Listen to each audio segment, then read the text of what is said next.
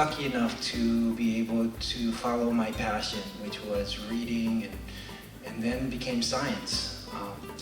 And so for the longest time, I thought if I just stuck to that and stayed in my lane and I did well in school, that success would be just being a physician and providing care.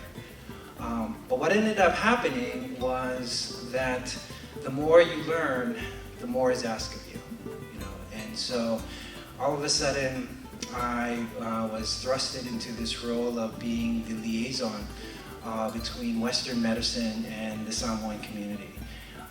It was not a position I was comfortable with, and I always felt like when I went to medical school that I was this alien, because there wasn't many of us. In fact, I was the only Samoan. I was the first Samoan at the University of Washington.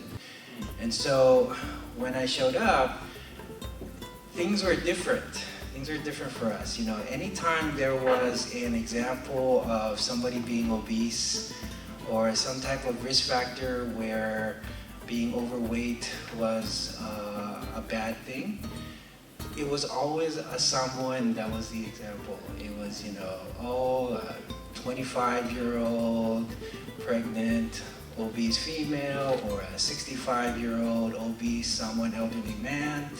And they never had a Samoan in the class. So all of a sudden, everyone got real quiet when they started mentioning these examples, because now there was somebody right in front of them. And so,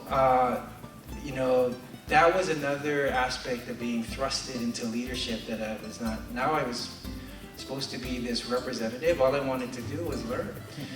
And then when I went to Samoan community events, they expected me to be the one to answer all their questions about health. So you can see how